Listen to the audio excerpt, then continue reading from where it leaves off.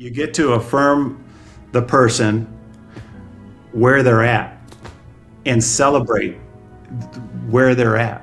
One of our, I could just talk about one of our kids is a recovering addict and newly recovering addict. And we're celebrating every second that he's recovering right now. And we're going to spend some time with him soon. And, Awesome.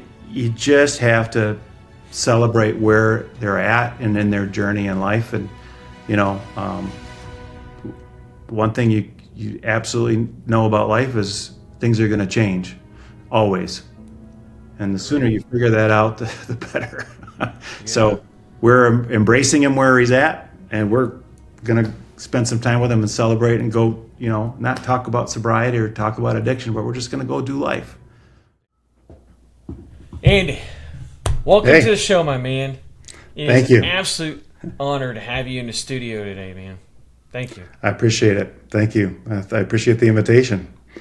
Yeah, absolutely, man. Absolutely. Andy, I got to tell you, I was going through your bio and going through the information you're given. And granted, you and I have had some conversations. We met, earlier this year, at a conference. And I got to say, man, you have an impressive background. And you've worn a lot of hats. You've done a lot of roles spanning over 40 plus years. To the average listener, it's probably in, more than they've been alive. Right? Right. Spanning across multiple industries, multiple roles, but your focus over the last 10 years has been mainly in e-commerce, building some amazing businesses. Is that right? Yeah, it's actually it was kind of an overlap. I was in the nonprofit industry for 27 years, I guess. And when Michelle started our e-commerce business, it was a grocery money idea that we bought an eBay business from a friend, a colleague, and that blew up into Amazon, and the rest is history. But for a good chunk of the last 10 years, I've been doing mornings, nights, and weekends e-commerce, and then my real day job during the day. So it's been a busy time. So in 2022 is really when I retired, if you want to use that word. It's I shouldn't use that word. I stopped in the fundraising world in the nonprofit industry and joined my wife full time. So, yeah. Nice. Cool. Yep. And do you feel that your time in the 27 years serving a nonprofit and doing the things that you were doing, how well do you feel that's prepared you for this e-commerce journey? Man. Because there's some differences there, but I'd love to hear how that's prepared you and so forth. Well, that's a great question. I kind of fell into the nonprofit world from business to begin with, but it prepared me in so many ways. The nonprofit business is simply business without profit. You're still running a business. You got a P&L, you've got a balance sheet. The P&L at the bottom doesn't look like profit. It looks like net margin contribution, and lives changed. It's a measurement of, how are we doing financially, but also measures how are we doing in the quotient, in the life change quotient, because that's really what nonprofit is about. So, I cut my teeth in business in the nonprofit business. My skill set was in fundraising, definitely not administration and structure and organization. That's my wife's department. But it translates well into sales and relationship building. And I have some ability to sort of see the future, I guess, and in some ways about kind of where we should go and stuff. But those skill sets were honed in fundraising because, in fundraising, it's not like sales because you're exchanging an intangible for money, an intangible value that a donor can't access otherwise without the contribution. And then you need to deliver on that intangible, the results, what's happening, what's going on. In my business, it was kids in our world, but in sales and in business, so this is one of the translations for me has been, I need to focus on what I'm good at and fundraising has helped me become really good at business development, sales, vision, getting people excited about stuff, and closing the deal. And whether it's RA sourcing, which is how we started, wholesale relationships, which is where what we're doing now, which I much prefer. It's much harder in some ways, all this, but there's huge challenges there. There's nothing easy. Sure. Private label. It's at the end of the day, relationships really is what's important. Trust is what's important. Having fun along the way, my career in nonprofit taught me those things. So awesome. Thanks for sharing that, man. That gives you a pretty good insight, in the sense of how well that's prepared you, how it's translated into this new season of life you're in, right? So thanks for sharing that, man. Help me in the audience that are watching or listening. What are you building right now? Like, what is something that you're super passionate about that you're building right now, and why does that matter? Right. Probably too many things. I think any entrepreneur can relate to this. Yeah. I want to choose between a couple things, but we bought a company in October, a small toy company, award-winning toy company. Got an offer on Shark Tank, which was kind of cool, from Mr. Wonderful. Wow. So it's kind of Kevin O'Leary. So it's kind of cool. And it was kind of again, relationship that we have with some friends, and we're on a boat and we're start talking, and he's like, you need to talk to my friend over here. He's trying to sell a business. And we're like, we might be interested. So we get on the phone, and boom, we set a date. We started talking, and we ended up buying the business. So we're excited about that because it's a toy. Our two employees are millennials. They get both our young dads. They're both like AI, sharpshooters. They're amazing. Like they are the rainmakers of our business right now, and we just know we're going to blow this up, and it's going to be and we're already having fun with it. So that's awesome. So it's sort of one of the books I've read that a colleague and friend, mentor in our business, really recommended that we read is called Buy Then Build by Walker Diebel. And this was one of those deals where it's like, buy the business that's existing, that's got good numbers, and build it from there versus start from scratch, is sort of the thesis of the book. It's a good book. So, and it really helped us make the decision, like, let's do this. And so Michelle and I dumped a bunch of money in and did it. And we're in it, we took a risk, but we're in it to win it. So, and we see the future. It looks pretty good. So it's exciting. That's awesome. No, that's awesome, man. Thanks for sharing. Especially, that's got to be pretty exciting, right? You're something so unexpected happens, right? Oh yeah. Because you're sitting on a boat and you're having this conversation, and all of a sudden, right now you're in a conversation with potential brand acquisition, not just any brand acquisition, right? You're actually acquiring a brand, that received an offer on Shark Tank by none other than Mr. Wonderful. In fact, he's one of my favorites. Yeah. So, Mr. Wonderful, if you're watching this, there we go, buddy. Here, right? But man, that's an awesome story, dude. That really is. Yeah. But it's also, hopefully that everybody that's watching can understand that, just merely focusing on relationships, merely focusing on being present, and just not having any expectations, where that can lead you in life, right? Oh, and that's awesome, man. So for sure. Help give the audience, some perspective here, myself included. Like, what is the actual size of your operation right now? If you had to just kind of, package this all up. I mean, are we talking, a small business here, or just give us some perspective of what kind of business you guys have? Yeah, there's several ways to answer that. In Amazon, we would be considered to be in the top 5% of sellers, which doesn't mean a lot when you look at the statistics. You're in the top, you're doing like 3 million or better, but there's not a lot of Amazon. So that tells you there's a lot of Amazon sellers that aren't selling a lot, that aren't doing a lot. But 3 million. That's not a small number, though. Right? Yeah. We did more than that 2 years ago. We did less than that on purpose this last year. So on average, it averages out last couple of years about right there. So, but it's not small numbers, that's for sure.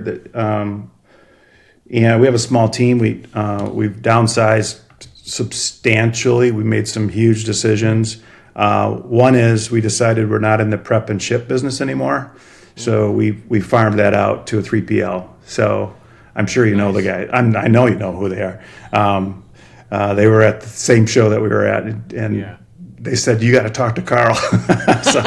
so anyway, but they're right here in Grand Rapids, and that was a earth-shaking decision because we had this wonderful prep team and had it just dialed right in. We had all the data, units per hour. I mean, boom, boom, boom. All the KPIs lined up for that team, and we made the decision. We got to be done with that, and that has freed us up in our minds and in our time and resources and energy to think differently about what we're capable of. So that's not going to be true for everybody. So I'm not disparaging anybody that's doing everything, doing their own prep and ship, have prep and ship teams. I know a lot of them, and it works really, really well. Some of our best friends are doing that, and they're killing it. So, but it was for our age, the flexibility of having that done is way worth the extra little bit of cost per unit. So it's great. That's awesome. So that was a big one. I don't know if that answers your question, but that was a really big, watershed change for us that has got us into a new place, new mindset. Yeah. So. Yeah, no, that answers it perfectly, and it also gives some insight of some strategic changes you had to make, right? Because especially in business and entrepreneurship, we have to make these decisions, and a lot of times, especially in the pivots that you made, those decisions can weigh on you heavily, right? Because a lot, emotions are involved. There's people that's involved in this. There's other people's perspectives and opinions, and those kinds of decisions can be very heavy to make. And oftentimes, too many entrepreneurs, founders, don't make those decisions because of that, right? Yeah. So, help the entrepreneur, founder, business owner right now that's navigating that. They're frozen. Like, what inspired you to actually make that decision instead of just sitting there, stirred up in emotions and so forth? Right. Just help out, somebody like that, this kind of decision. Yeah.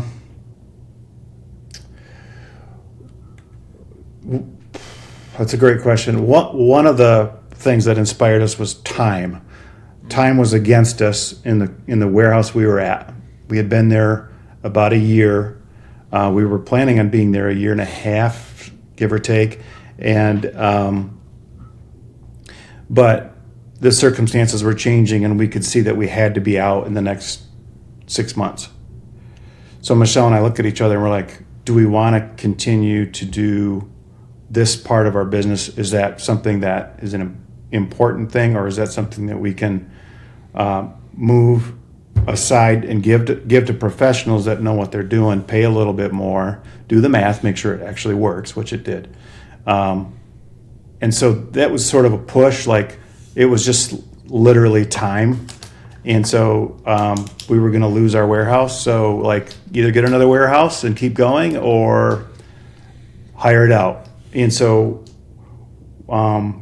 we had also acquired a very large, thanks to friends, I can't say that enough, you can't have enough friends, a very large wholesale account that required more resources than our team and our space could handle. So that was another big factor. We're going to farm that part out anyway. Yeah. to a 3PL. So and then we're going, aha, why don't we farm it all out? Like, let's just Right.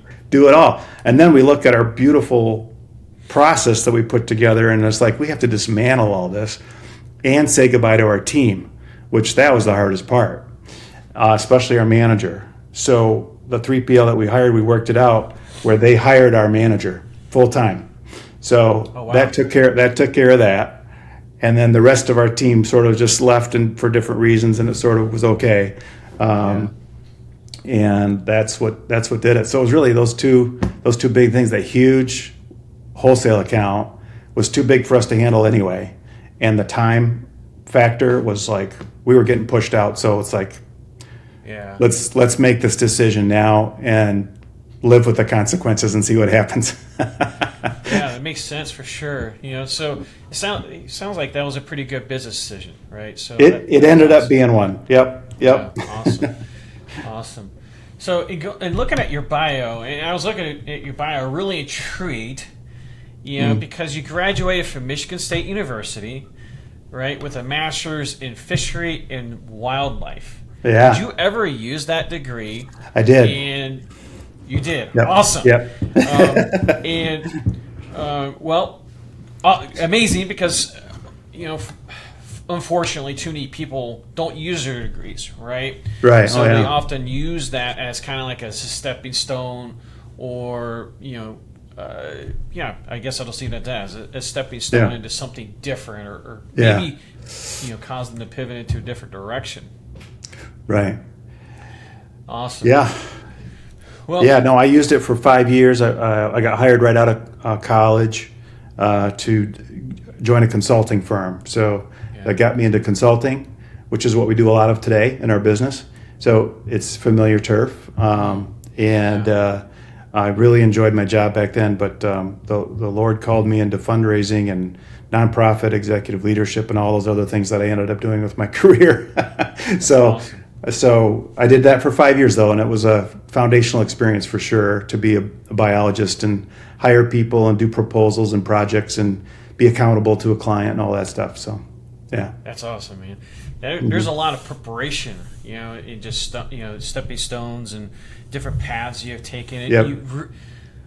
By the sounds of this, right, you've really have built an amazing engine with all these different pieces, segments of business that's churning away and churning some revenue and profits and so forth. So it sounds like you and your partner and wife have Yep. built an amazing business empire and so forth. But in looking at your profile, and I know this with you personally, because I also have a personal relationship with you, and so I did hear some of this already, but that road wasn't the smoothest path.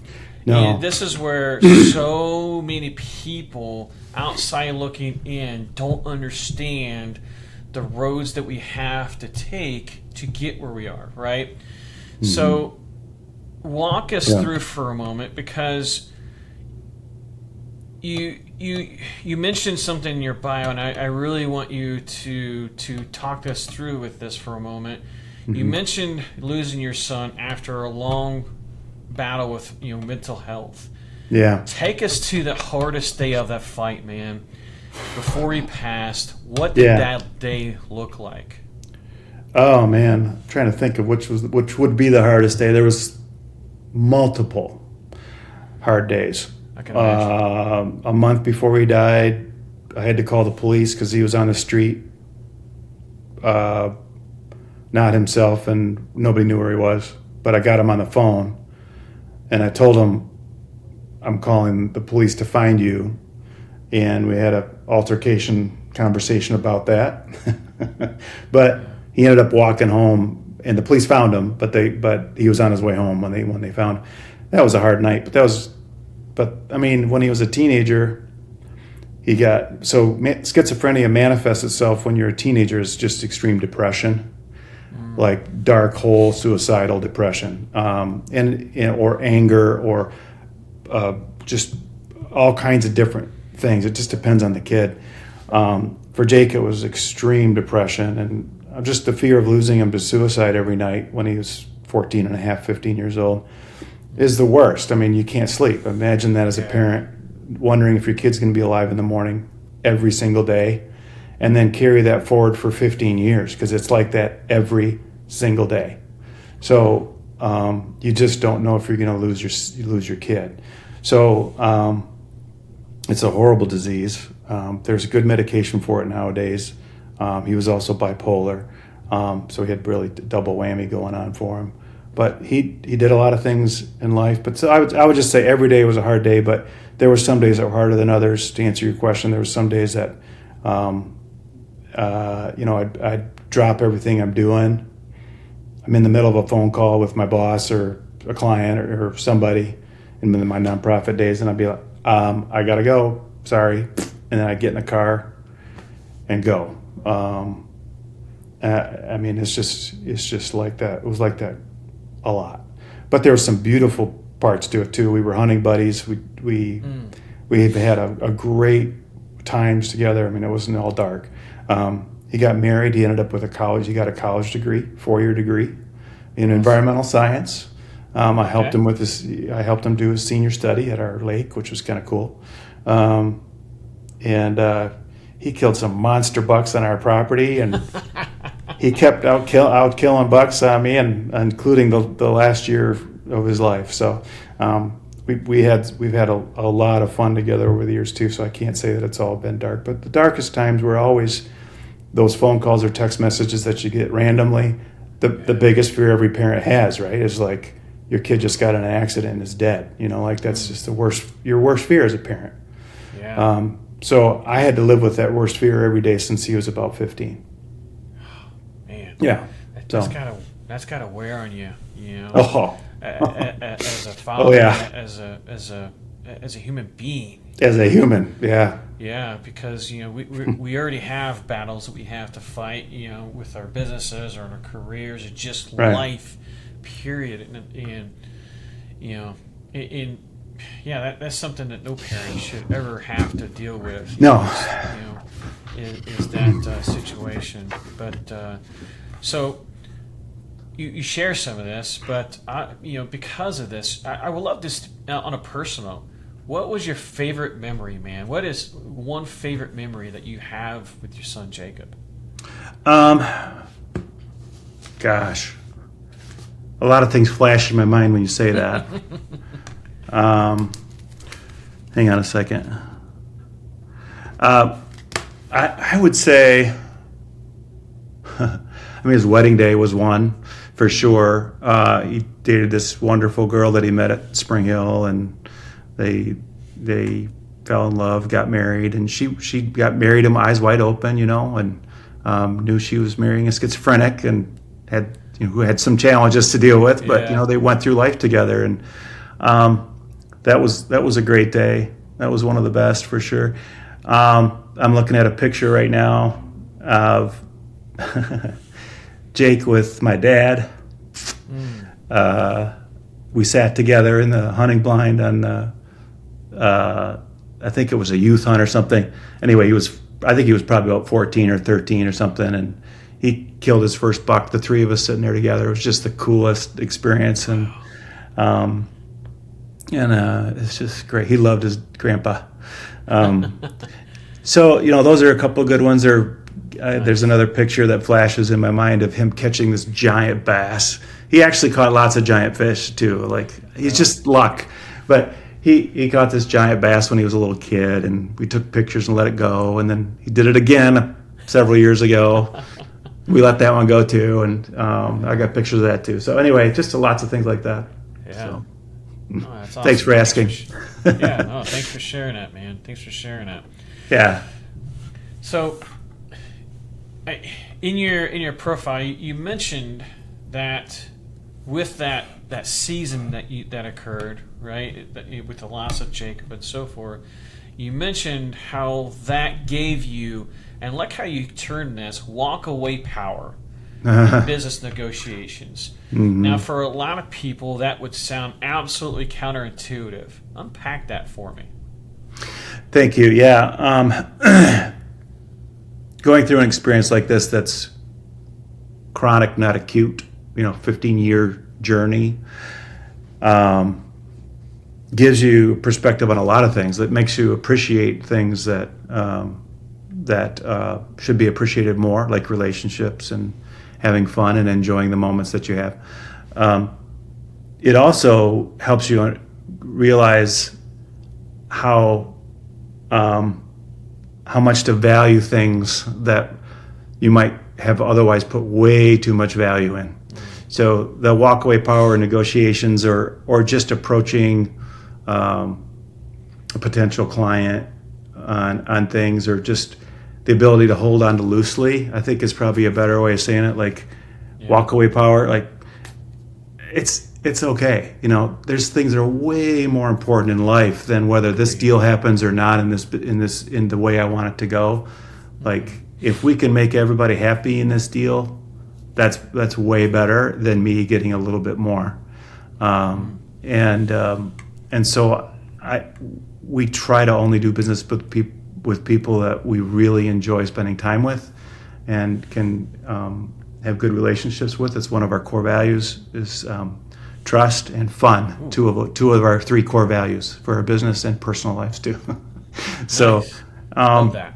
So we want to dial in on that, but I think if you just have this long valley of pain, or a short valley of pain that was so acute and so powerful that it gives you a perspective on life that turns you around and makes you realize this business stuff,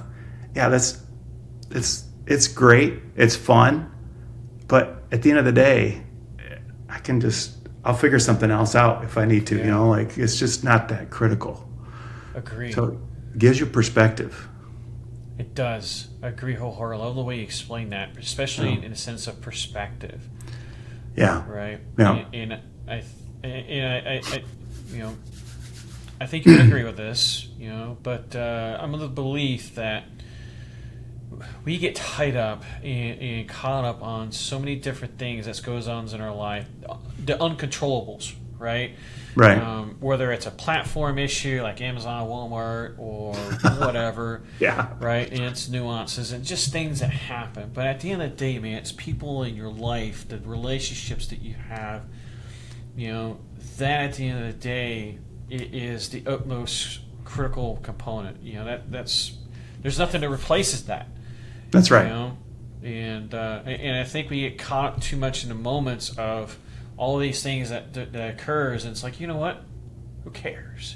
Right. I lost money. Who cares? And I know a lot of people right now will be like, but is it really more important than life? Is it more important than those relationships, the people that love you, that you love, right? Right. Nothing replaces that. Nothing. No, that's right. That's right. And it doesn't mean it's not important to be successful and find ways of success.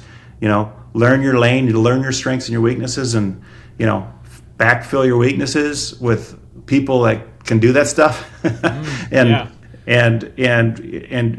find ways to be successful. It's fun when you are, but it's a constant battle. It's not easy. I think I several years ago I would have still believed this, like, oh, those people, they're smarter than me. They know, they went to business school.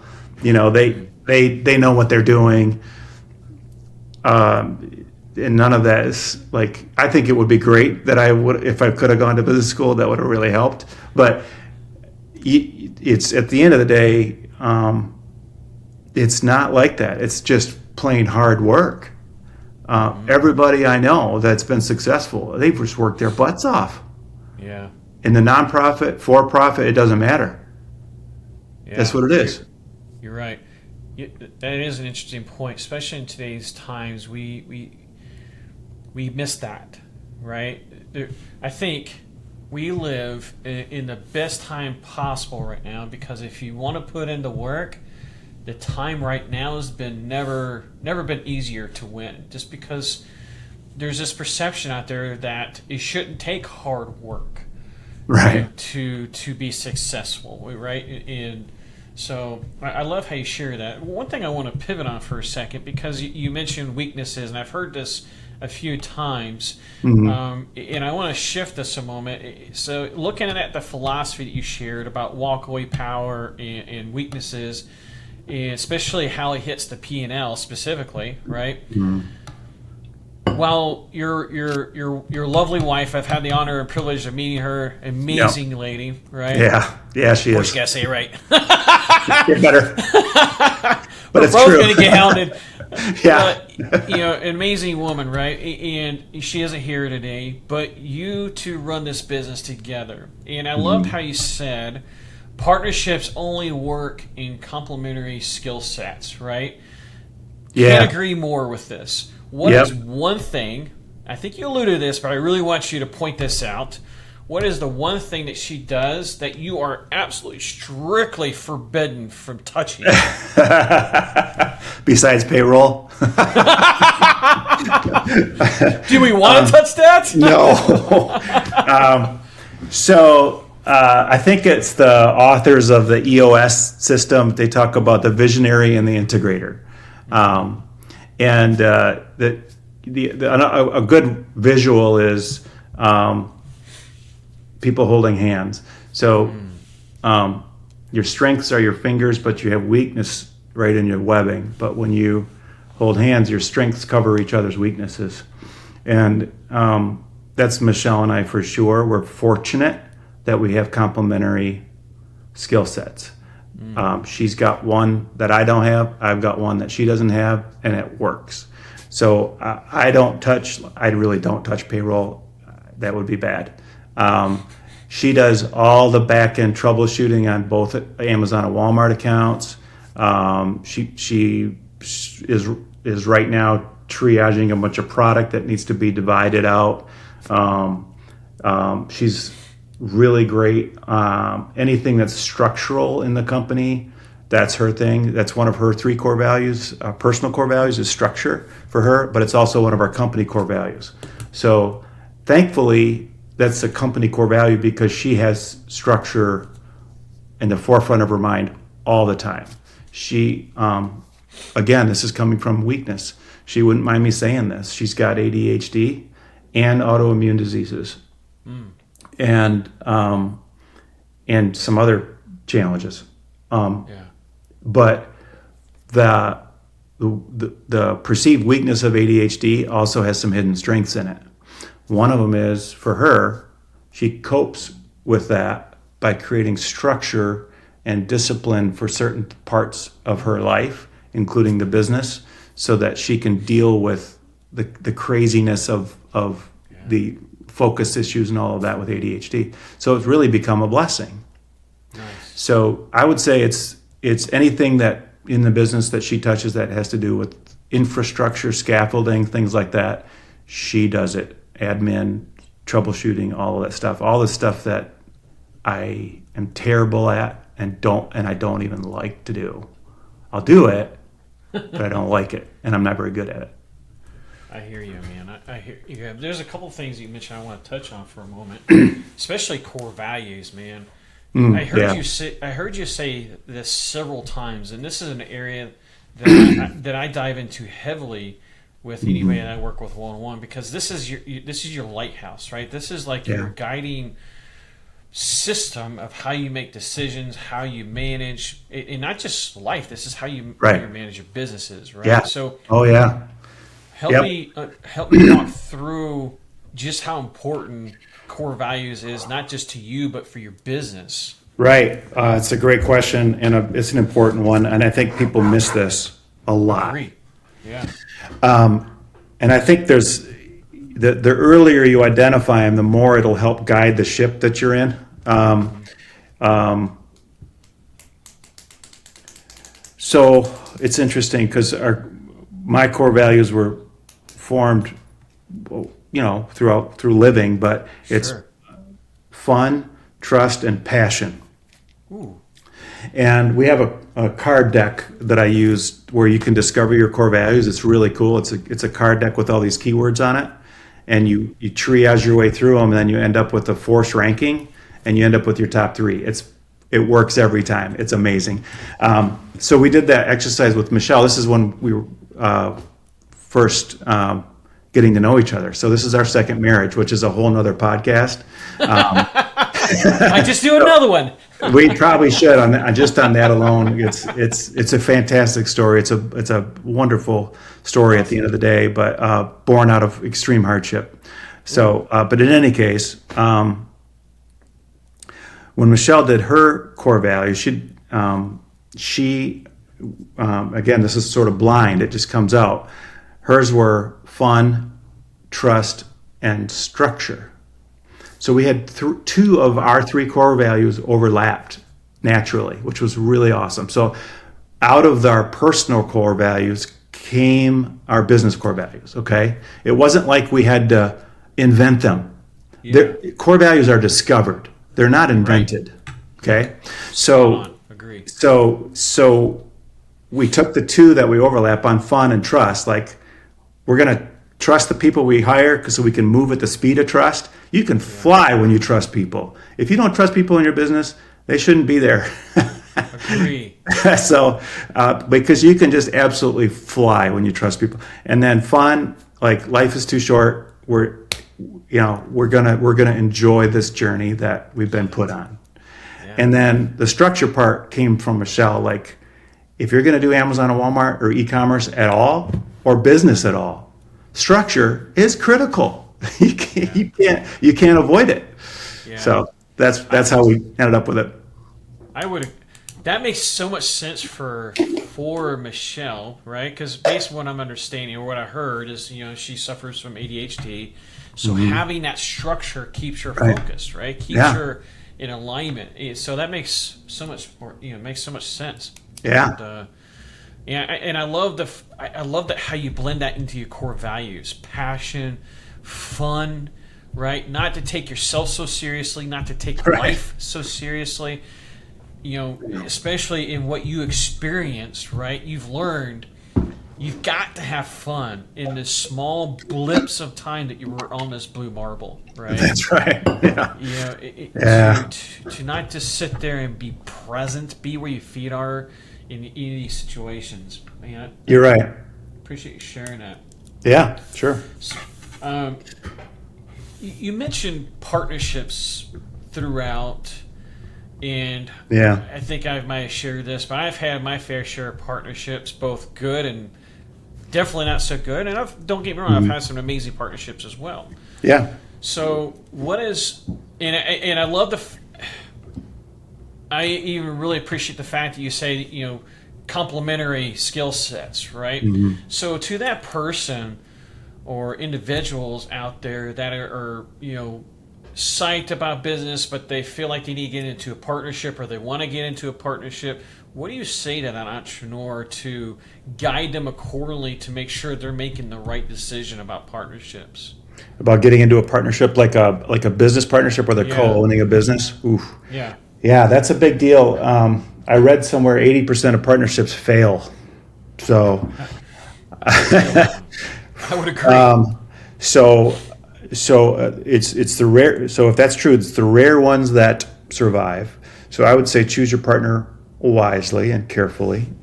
It has ruined many best friends' relationships, and I think mine was chosen for me. It was Michelle had a job opening in 2021 and said I'm going to need to hire somebody here pretty quick, and I'd like it to be you, and it's actually going to be nobody else except you. And I'm like, I dragged my feet for 6 or 8 months, and I had to get my mentors around me to convince me that I need to do it because I didn't want to leave the nonprofit space.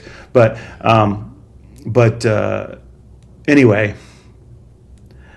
I would say just be careful in choosing a partnership with somebody, and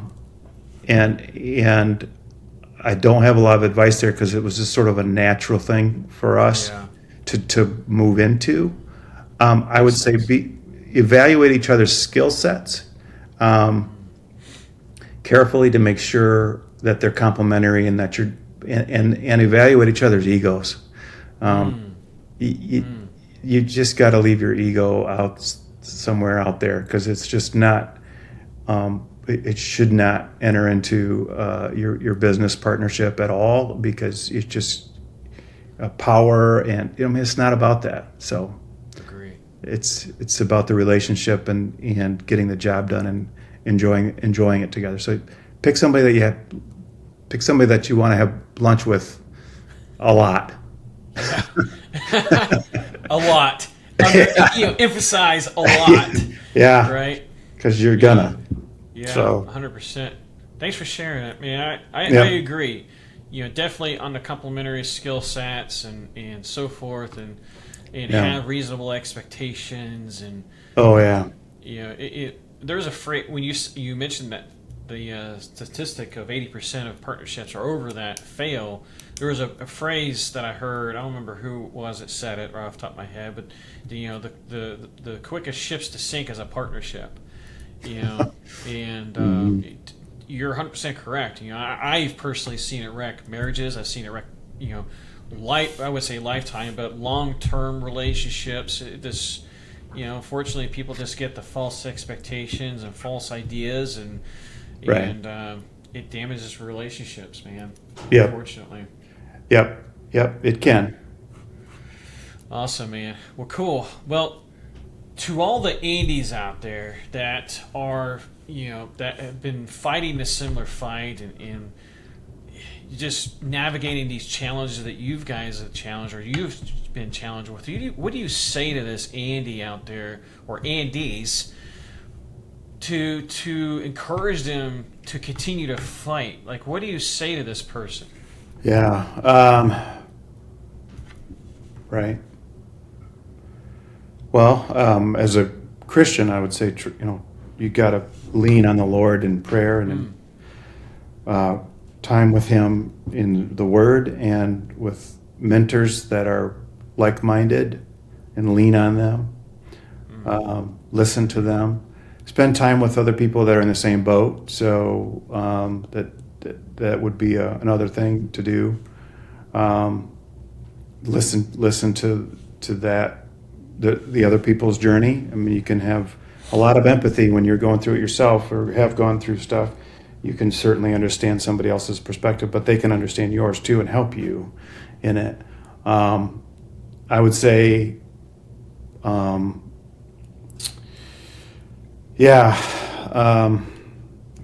would I say to another Andy? I would say, be able to look in past your current situation and into the future, and also know that it's going to be okay at the end of the day, regardless of the result. That's hard when you're going through it.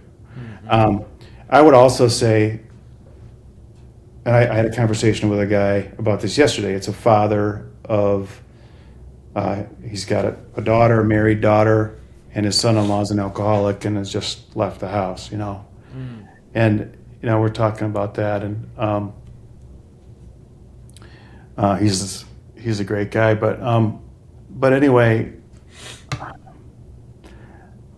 I think part of it is, like with Jake, it was, I had to lose my expectations, and I should have lost them a lot sooner. And I think even for parents with kids that don't have mental illness, that are just normal kids, I think I've seen this, I did this. Parents put expectations on their kids that don't belong there, and it puts a ton of pressure on a kid.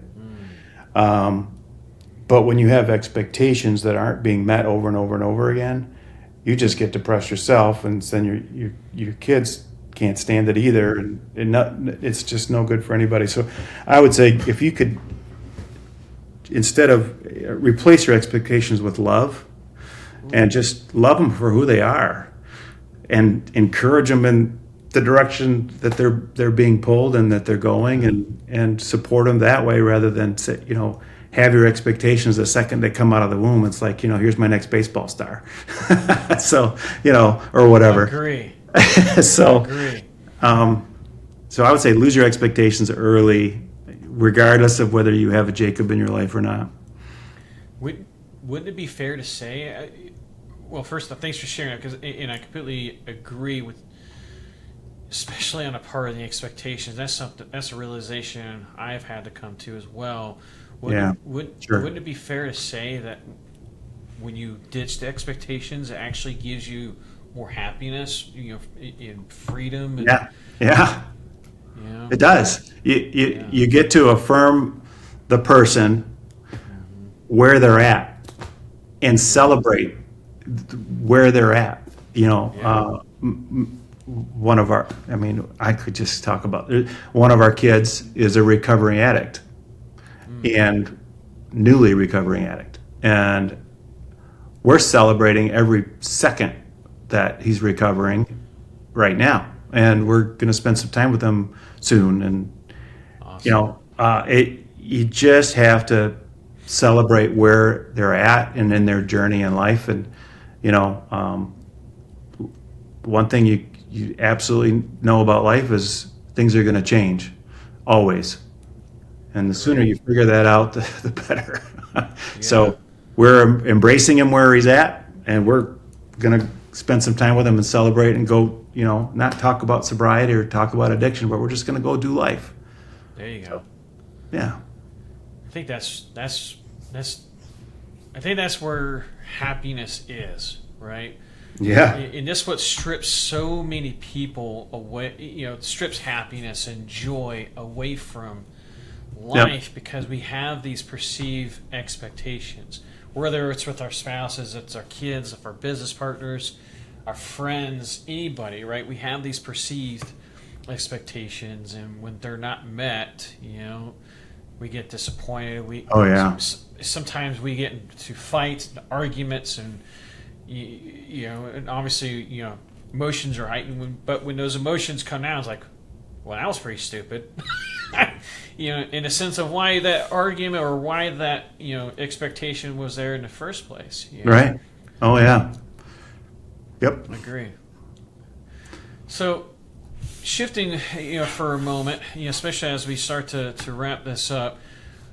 I'm of the belief that grit looks different in every season of life. And I'm sure you can agree, because you've been through a lot of different seasons, both you and Michelle, and especially as individuals. Yeah. And I loved how you defined grit as, you just mentioned this not too long ago, as being able to see past the present into your future, right? Mm-hmm. Especially as we navigate tough seasons and things that, man, in that current moment, you just can't see the path forward, right? Right. In your situation, as you look past into the present right now, what do you see? Like, give us a glimpse of what you see into Andy's future. Well, that's a great question, because we're in a significant transition in our life. We're approaching 60. Congratulations. Very soon. So it makes you think differently. Like, statistically, I don't have a lot of time left on this planet.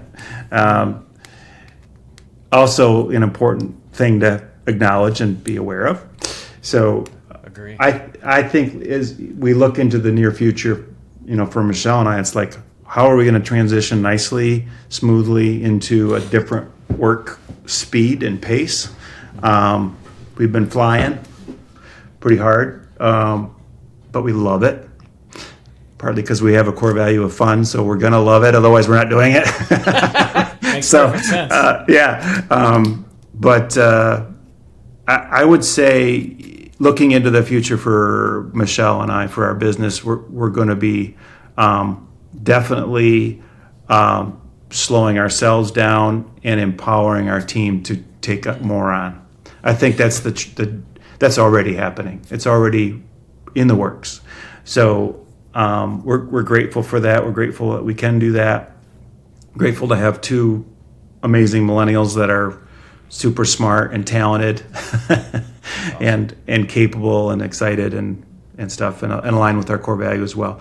So I guess that's probably our next big thing, is not the toy company that we bought, or the consulting work that's growing, or the wholesale accounts that we need to continue to add to and grow and whatever.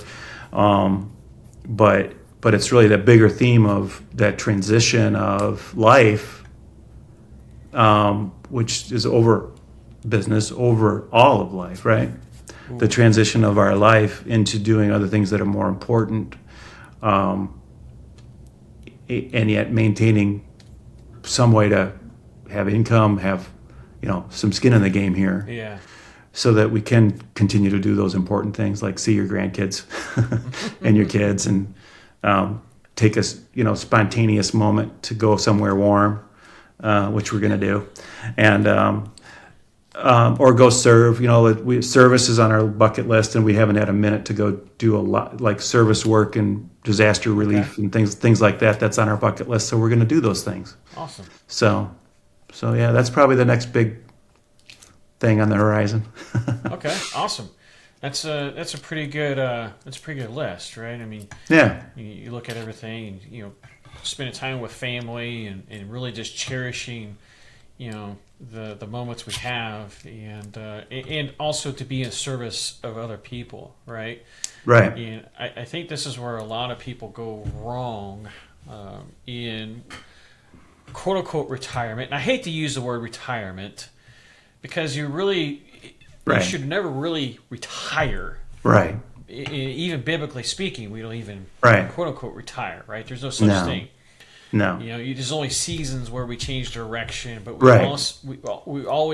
we need to always continue to serve, maybe just in different capacities or in different type of service, right? Right. I appreciate sharing it because a lot of individuals, especially business owners, entrepreneurs, founders, just builders in general, we tend to lose sight of that service aspect. Right. It's always the constant hustle, the constant grind, and we kind of lose sight of that. Mm-hmm. Yeah, that's true. Yep. Well, one of my beliefs in this recent season is instead of always trying to add new things, right? New habits, new processes, new strategies, just add, right? Especially after, the new year, we're always talking about these New Year's resolutions, which I personally freaking can't stand, right? New year, new me type of thing. Right. I would like to focus on the other side of the spectrum. For example, removing. What am I going to stop doing? Right. Right. So I would love to hear your perspective. What is one habit, belief, friction point that you're actively trying to quit right now in this season? That's a great question. One of my favorite books. I got a long list of books that I have read that have influenced my life, but one of them is Essentialism. If you've ever read it, that's the second time I've heard that. Greg McKeown. All right, it's time to read it, buddy. Yep. So it's a great book. It's a short read. You'll be done with it in a couple of days, and you'll be like, oh my gosh, why didn't I read that 5 years ago? But you asked a great question, and it's prescient because this is right now. There's a whole bunch of things that I'm doing that I should not be doing. We talked about this a few minutes ago. And I always bleed into stuff that I shouldn't be doing, but there are only two things that that I should be doing. And I need to do sales. I need to generate business. And that is the number one thing that I have to be doing. Anything else is ancillary to that. And the second thing is buying. I'm a good buyer. I know the data. I cut my teeth in RA. So if you've done RA, you know how to buy. You know the data. And actually our guys are probably even better buyers than me. At least one of them is. I hate to admit that, but I think it's true. But anyway, so I really need to, so I literally, the last phone call I had before talking to you today was about just that. Like, what else can I give? One of our team members was on the line. What else can I give you so I can do those two things? And so we're in that transition right now. Like, I had repricing. Okay. For the first time ever today, I gave it up. I'm done repricing. Congratulations. That was the one thing I was holding as tight as possible, but I'm done with it. Inventory management, done with it. Let the chips fall where they may. Those pallets sitting over there, not my responsibility. My responsibility is to get the good ones in the door. So I'm just at that stage of life and work where I know my best for the company is to do those two things really, really well.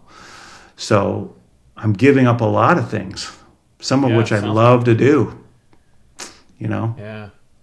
Well, it sounds like you're staying. I don't remember what book this was. You mentioned books quite a few times, and I would say I love reading, but I've gotten into the habit of reading. Yeah, it's good. It is. Yeah, 100% agree. I think that was probably one of the smartest things I've ever done, because in school and especially in college, I certainly did not enjoy reading. But I understand that. But I'm reading it, and I'm sure you can agree. We're doing it for a different reason, right? We're actually doing it to get some nuggets of how we can implement into our lives, our businesses, and so forth. But where I was going with this is, as I'm hearing you talk, and I'm hearing this theme, is focus on your zone of genius. Right? Yeah, right. Focus on your zone of genius, because when you can focus on that, right, and only on that, man, it's like gets fun. You can trust who you are. You can trust in your identity. You can trust in the process, and be able to trust those around you to focus on their zone of genius. Right? Exactly. So that's a great perspective. I appreciate you sharing that. Yeah. Let's talk about, a little bit about in the trenches. There are some quotes I kind of like to pull from, that I hear when I'm in the trenches, man, and I really need some inspiration to draw from. Mm-hmm. That being said, what is one quote or directive that you constantly repeat to yourself, or maybe not necessarily constantly, but you like to repeat to yourself to keep moving forward? Is there anything that jumps out at you?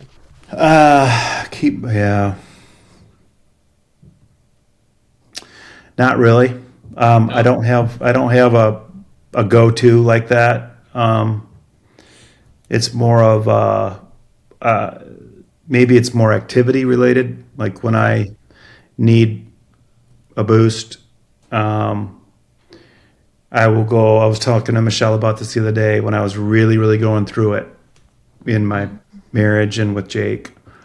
We were having a tough winter at the place I worked at, and I had to. I took my lunch hours for like a week and went out into the cedar swamp with a saw, and I cut down the white cedar boughs to feed the deer, because deer love white cedar. And Really? But the browse line in the wintertime, they can only reach so high, and then they eat it all. And then anyway, it was just a thing like I can't fix these things in my life right now, but I can fix this for the deer a little bit and get my head out and talk out loud to the Lord, and nobody else is going to hear me, and just gets it. And so it's more of an activity for me. It's like we're blessed. We're grateful for a river behind our house. I get to walk up to the riverbank and just stand there and watch. It's just majestic. I mean, it's this beautiful river. It's full of wildlife and ducks and fish and everything I could dream of. And that's what fills me, it's more of that. And then when we go out to our property up north, I do a lot of talking out loud to the Lord, and then sometimes yell at my son or talk to him. Both. I do both. Yeah. But, Gotcha. So those are probably the go-to things for me. One thing I'm hearing, Ian, just one of the things I admire about you, man, is your faith, man. I heard this pop up, numerous times. How important is it to you as a man, as a father, as a husband, business owner? How important is your faith to you? Well, it's everything. I mean, without faith, there's really not a lot of reason for anything at the end of the day. So I think it's really it's everything. It gives you the ability to persevere through things. It gives you wisdom and guidance through the Word and through other people, God-fearing men and women in your life, and and so the hope of heaven, the hope of being able to see people that have gone before you is a huge thing. So all of that has shaped me throughout my life. I'm grateful to have been raised a Christian, but I certainly had some straying moments in my life where I was like, I'm not sure about all this crap, but came back to it after really struggling with it, wrestling with it, and having those existential moments as a young man and thinking, is this really real? What is the universe all about? How was this all made? The science. I'm a scientist, so science and nature and all of those things are complementary to faith, to Christianity. But for some people that's not true. Like they can't have science, but if you have God, you can't have science. But they're complementary. God created science, so to help us understand the world. So yeah. So anyway, that's sort of my short answer. We could talk about that for another podcast too. I definitely is sensing another episode or two coming down there the we go. pipeline for sure. Okay. For sure. So, I don't know if you've seen this video, but there was a video that's going viral right now where there's numerous people, interviewing a lot of individuals. Would you accept $500K or a dinner with Jesus? And I have yet to see one person that said $500K. Every single person has been dinner with Jesus. So I would be inclined to say that you're probably the same, right? Oh, man. Yeah, for sure. I'm with you, man. I'm with you.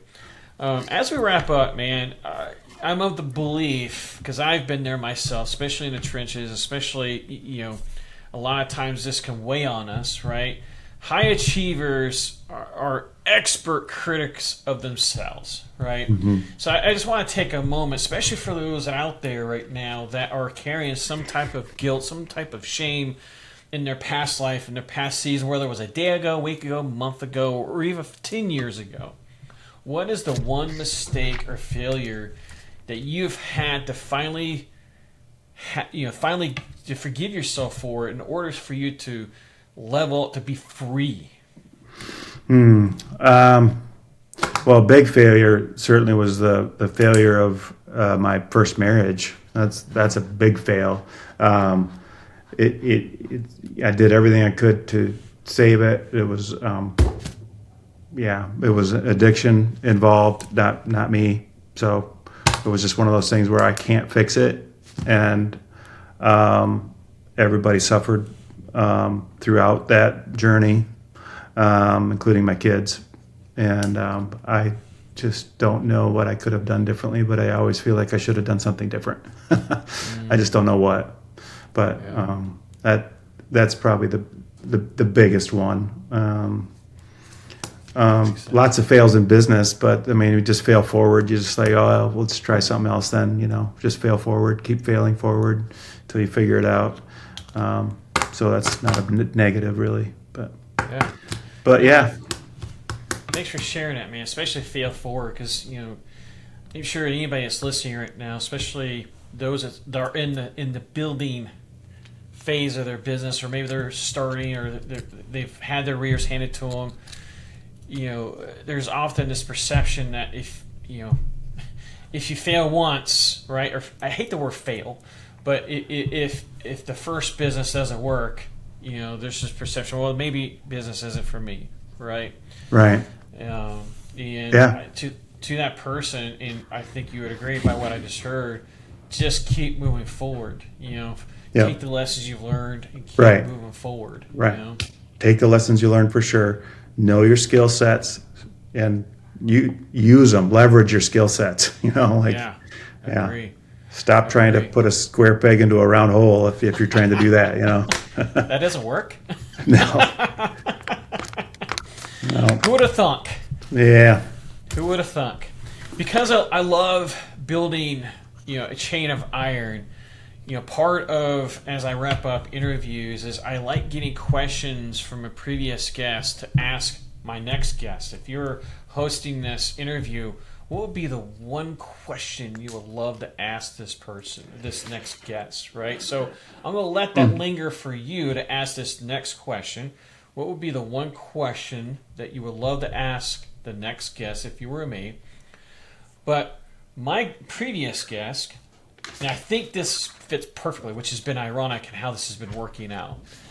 But his question to you was this: what was the moment in your life that made you feel like there was no other way but entrepreneurship? And where you had to control your own success, like your own path per se. Yeah, that's good. It was in 2021. The trajectory of our business was like this, and Michelle was desperate for help, and I was given everything I could in the mornings, nights, and weekends. And I had been hired in the nonprofit company.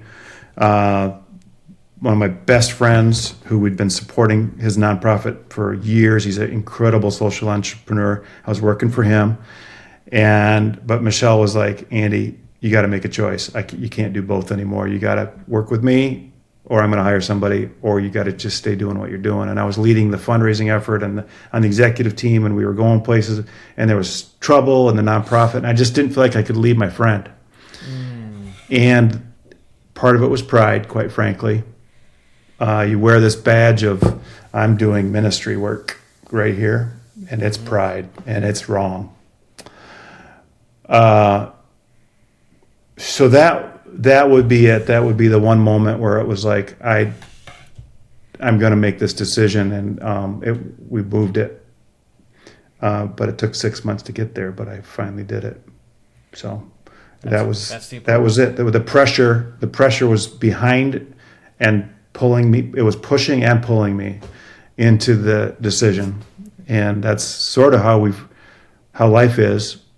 You get it pushed and pulled, sometimes at the same time, and sometimes in the same direction, which is always a good thing. Yeah. So I agree. I agree, man. Yeah, I don't know if that answers your question, but no, that was perfect. Thank you. Yeah. So as I mentioned earlier, there's that part 2, right? So what's the question you would like to ask the next guest? What was the next I would say name the most influential book you've ever read and why. Okay. And you could phrase that for business or for your personal life or however you want to do it. I mean, you could position it, but. Why? I love that. Especially with the next guest that's coming up. I can't show you who it is right this second, but you'll find out. But it actually fits perfectly. This is amazing. Good. So awesome, man. Well, Andy, brother, it has been an amazing time together. I really appreciate you sharing and being courageous to go into the valley and sharing everything you shared and all the insights, all of the turmoil that you and Michelle have suffered, but also in all the successes. Because as we talked about earlier, man, there's too many people that view highlight reels on social media with all the perceived successes, but they don't see the roads underneath that took to get there, right? Yeah. The hardships, the adversities, and the seasons, and all that. Yep. So, man, brother, I really appreciate you sharing that. And again, thank you for joining me today. Where can someone find out more about you? To thank you either for sharing your story, to encourage you, or where can they learn more about you and what you're doing? More about me and what I'm doing. They'd probably have to just call me or email me, probably, because I'm not out there a lot. I'm on Facebook, so you could become my friend. That'd be fine. Awesome. All right, so look me up on Facebook. Okay. Yep, look me up on Facebook. Our website, you could go there and book some time with me too. I'd love to talk with anybody. We're open book. We share information. Our business was built on our friends and their information and their willingness to share. So we do the same thing with people. So our website would be another place so they can book 30 minutes with me. Awesome. And what is that website? westmproductsgroup.com. westmproductsgroup.com. Awesome. Thanks for sharing that. I'll link all that in the show notes. Okay. Your Facebook profile, your Okay. website. That way, Yep. anybody that wants to thank you for sharing your story, or just thank you, or just be part of your journey, or just to Yeah. keep up with you and so forth, or just learn more about you, man, I'll definitely put that in the show notes so they can Yeah, sure. reach out. So Absolutely. awesome. Well, Andy, thank you again for joining me in the arena today. Thank you again so much. Appreciate it. Thank you. Yep. Take care. What a powerful conversation. Andy is living proof that you can build a massive business without losing your soul. His concept of walkaway power, forged through the fire of personal tragedy, is a lesson every person needs to hear. True leverage comes from holding everything loosely. As I mentioned in the intro, Andy sent me a beautiful raw tribune he wrote about his son Jacob. It puts everything we build into business, life, what have you, into perspective. I've included a link to download that directly in the show notes. So please take a moment to read it. But as I warned you earlier, bring the tissues. If you want to connect maybe you can edit this out or edit this. I'm not going to redo this. If you want to connect with Andy, he's an open book. You can find him on Facebook or visit his site in the show notes. But do go check out the story in the notes. Hug your loved ones. Keep moving forward. And share this episode. I'll see you in the next one.